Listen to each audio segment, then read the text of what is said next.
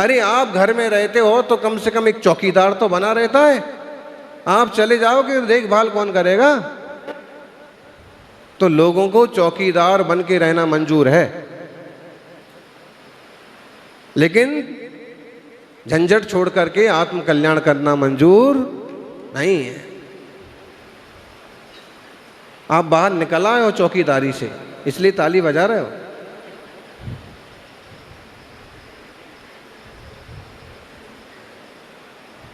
समझने की बात है। उनके पिता ने भी समझाया होगा, लेकिन उनने समझा दिया, पिताश्री कोई किसी का कर्ता धर्ता नहीं है, प्रत्येक वस्तु का परिणमन स्वभाव से होता है। तीर्थंकर भगवंतों ने यही तो मार्ग बताया। जिन सुमेरु पर्वतों की जिन प्रतिमाओं के अर्घ चढ़ाए गए, जिन तीर्थंकर जिन बिंबों के, सिद्ध जिन बिंबों के, सिद्धायतनों के अर्घ चढ़ाए गए, बताओ इनको किसने बनाया? बोलो बोलो। आपको एक शब्द बार बार सुनने में आता होगा कि बोले 458 आकृतिम जिनालयों की पूजा हो रही है। किसकी पूजा हो रही है? इंद्रध्वज महामंडल विधान में 458 जिनालयों की ही मूलभूत पूजा है। ठीक है। अब 458 जिनालय वो कैसे हैं? एक शब्द क्या जोड़ते उसके आगे? अकृत्रिम जिनालयों की पूजा हो गई। अकृत्रिम मतलब क्या हुआ? बोलो ज्ञानी। उस सोने वाली अम्मा को पूछो। अम्मा कोई सोने की नहीं है, जो सो रही है उसको पूछो। हैं? ये बताइए, आप यहाँ बड़े लोग बहुत मतलब ब्रिलियंट हैं, वो सोते सोते भी सुन लेते हैं और उत्तर भी दे देते हैं।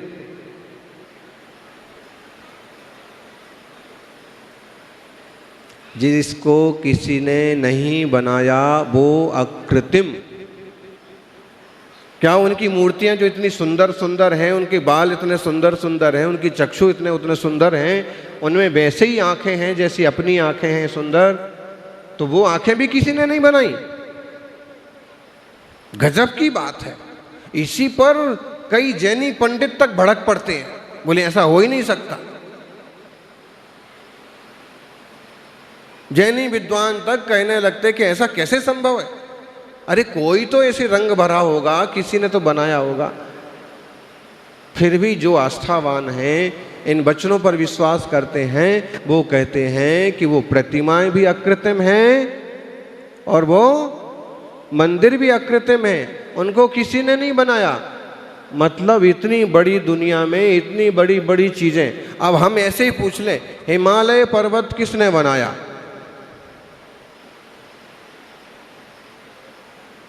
होता है कभी कभी किसी लफंगे से पाला पड़ जाए तो इस टाइप के प्रश्न हो सकते हैं। उत्तर भी आपको मिल जाएगा कि भगवान ने बनाया।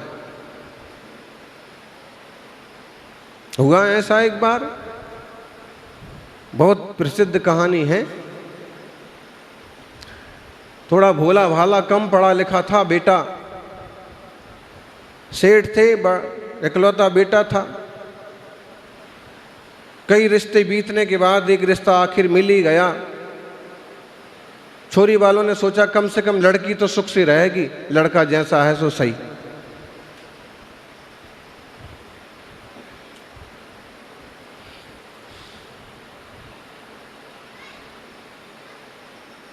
शादी हो गई। कुछ दिन रह करके छोरी अपने घर भाई के घर चली गई। अब पहली बार लेने जाना पड़ता है ना, तो कहा, माँ ने खूब समझाया, देखो बेटा ज़्यादा मत बोलना, हाँ ना में ही जवाब देना, क्योंकि तुम बहुत ज़्यादा होशियार नहीं हो, तुम समझते नहीं हो कहाँ कब कितना कैसे क्या बोलना, इसलिए ज़्यादा मत बोलना। और उठने बैठना का भी ढंग रखना, कहीं भी मत बैठ जाना। और कभी किसी के साथ घूमने फिरने जाओ तो दो चार अच्छी सी बातें भी करना, कुछ प्रश्न उत्तर करना, नहीं तो ठूंठ की तरह गूंगे ही बने रहो।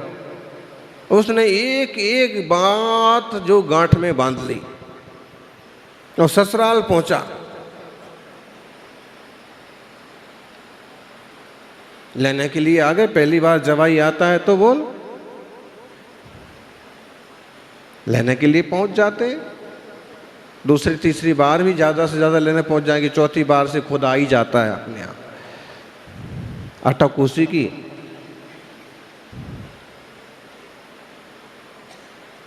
किसकी अटकी है? गरज किसकी है? राग की गरज है, विकार की गरज है। निर्विकार हो गए तो सब कुछ छोड़ करके पहाड़ की चोटी पर ध्यान में बैठ जाते हैं।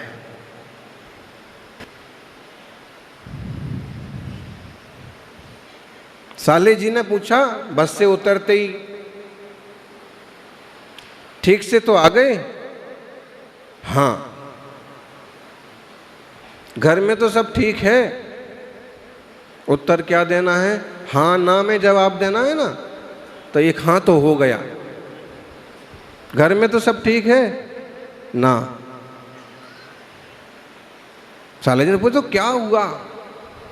पिताजी का कुछ बिगड़ गया क्या? बोले हाँ। लकीर के फकीर जो होते हैं ना, वो खुद दिमाग नहीं लगाते हैं कि कहाँ हाँ बोलना कहाँ ना बोलना। उन्होंने सोचा शायद पिताजी गुजर गए, बाल भी इनके छोटे छोटे दिख रहे हैं। उन्होंने रोना चालू कर दिया, बहुत बुरा हुआ। अब क्या प्रश्न पूछे, ऐसे ही घर पहुंच गए। साले को रोता देख करके इनका भी चेहरा,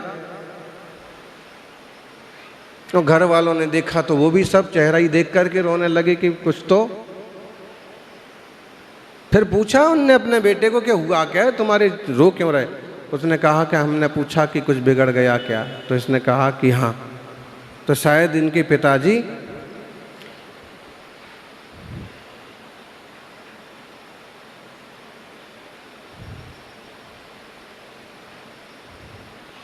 ससुर जी ने पूछा घर में सब हालचाल ठीक है?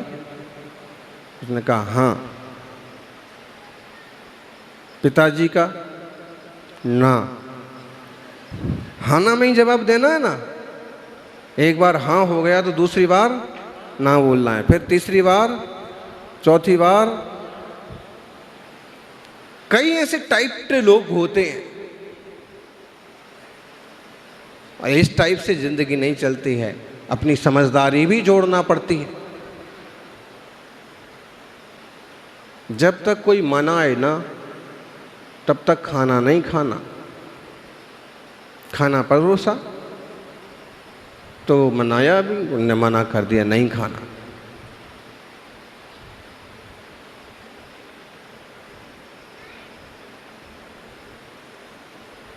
शायद भूख नहीं होगी, पिताजी का शौक होगा, ज़्यादा मनाया नहीं।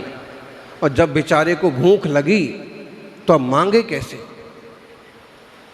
पलंग के नीचे जो चावल रखे थे उसने वही मुंह में भर लिए। गांव में खाट के नीचे चावल रखे थे वो मुंह में भर लिए। भूख तो लगी, यही चबाओ यही खाओ, मांगे कैसे? इतने में किसी ने दरवाज़ा खोला और अंदर मुंह में भरी हुई चावल मुंह में रह गई।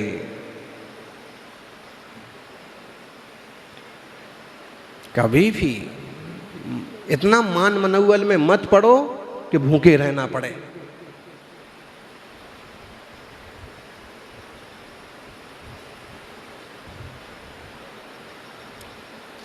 सासू ने देखा कि मुंह फूला हुआ है, उसने समझा शायद इन्हें कोई बीमारी हो गई। वैद्य जी आए, उनने देखा, समझ गए, पूछा खाना कब से नहीं खाया? खाना तो सुबह से नहीं खाया। तो बोले इनको बड़ी बीमारी हो गई है। और उनने दोनों तरफ से घूंसा लगाया, सब निकल गए चावल, जमीन में गिर गए। उसने कहा बटोरो ये सब कचरा, हो गया इनका ऑपरेशन। अब इनको ठंडा ठंडा दूध पीने को दो तो जान में जान आई। सुबह घूमने गए, शुद्धि को जाते ना,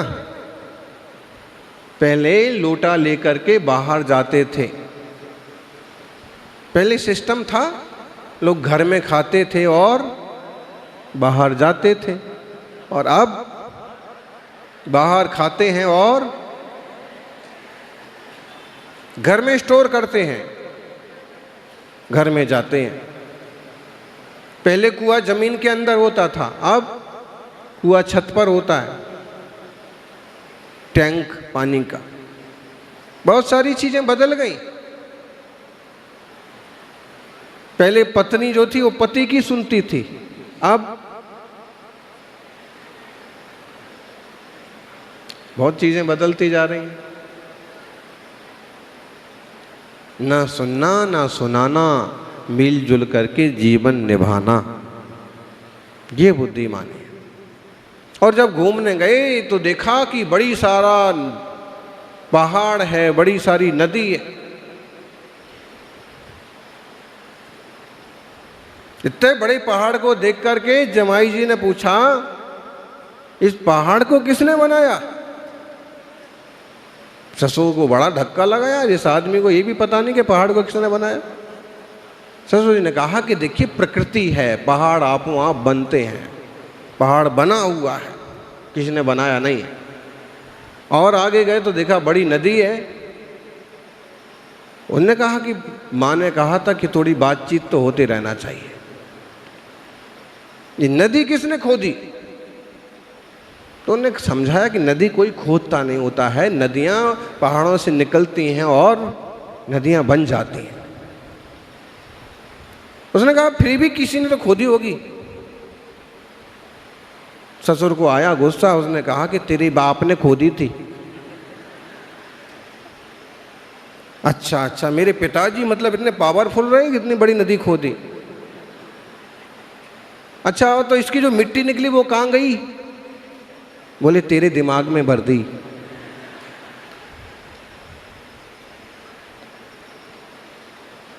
पहाड़ किसने बनाया, नदियां किसने बनाई, ये कोई प्रश्न है? कहने वाले कहते हैं, गीत भी बन गए, भजन भी बन गए, सब उनने बनाया सब।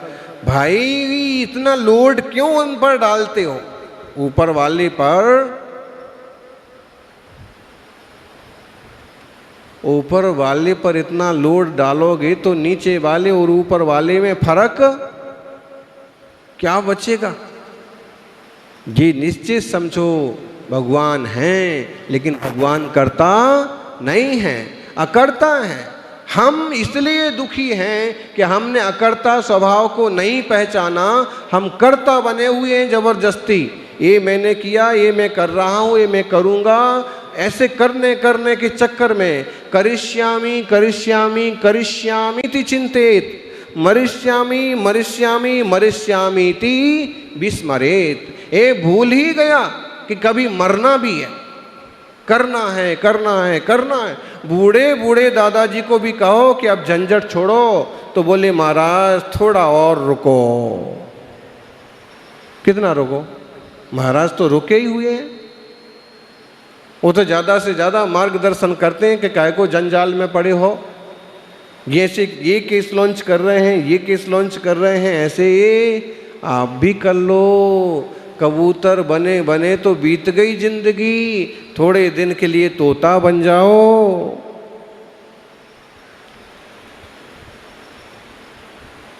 तोता बन जाओ का मतलब ट्रेन से बनने की शिक्षा नहीं दे रहे, मतलब है कि स्वतंत्र स्वभाव को पहचानो और सब कुछ छोड़ करके भी प्राग स्वभाव को उपलब्ध हो। सज्जनों, इंसान कितना ही अमीर क्यों ना बन जाए, इंसान कितना ही अमीर क्यों ना हो, वो अपनी तकलीफें कभी बेच नहीं सकता। और कितना ही धनवान क्यों ना हो, वो कोई सुकून खरीद नहीं सकता। देश के सबसे अमीर आदमी के बेटे की शादी हुई, नाम तो आपको मालूम है। अब किसी की हेल्थ हाइट पर कोई कमेंट करने की ज़रूरत नहीं है। अगर ऐसा बच्चा आपका होता तो उसकी शादी हो जाती? इतनी बढ़िया छोरी से।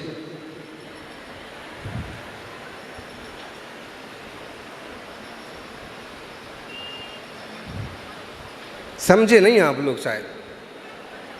हो जाती, उतना पैसा होता तो हो जाती। पैसा के बहम में यहां के लोग तो आ सकते हैं, लेकिन क्या उस धन के बल पर स्वास्थ्य सही किया जा सकता है?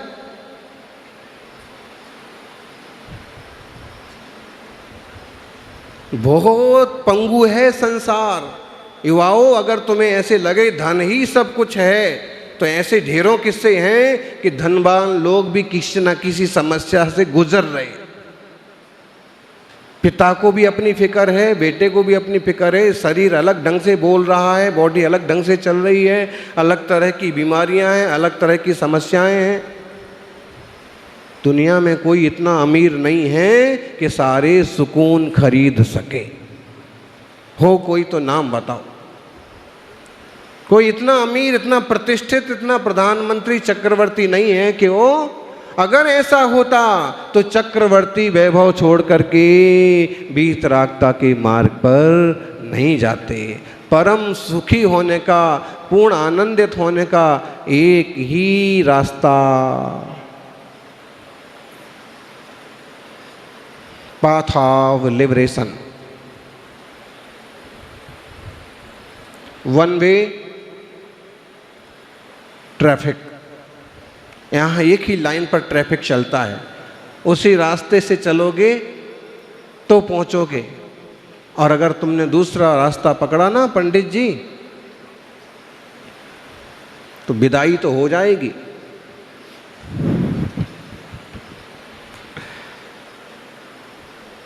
लेकिन सिद्ध होना है, शुद्ध होना है, तो वही पुरुषार्थ का रास्ता पकड़ना होगा जो वीतरागी प्रभु परमात्मा ने पकड़ा है।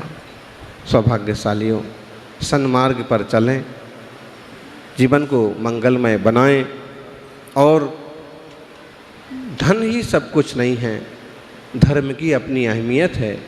और धर्म का मतलब आत्मिक शांति, निराकुलता, अकर्ता भाव, सिर्फ अपना कर्तव्य निभाना और अपने में मस्त रहना। देवशास्त्र गुरु की भक्ति में थोड़ा समय लगाना, थोड़ा समय अपने आप में भी डूब जाना। ऐसा जो परम शांति स्वभाव वाला धर्म है, जिन धर्म हैं, इस सब को आप उपलब्ध हों, आत्मधर्म को आप उपलब्ध हों, यही मंगल भावना। जय बोलिए 24 तीर्थंकर भगवान की।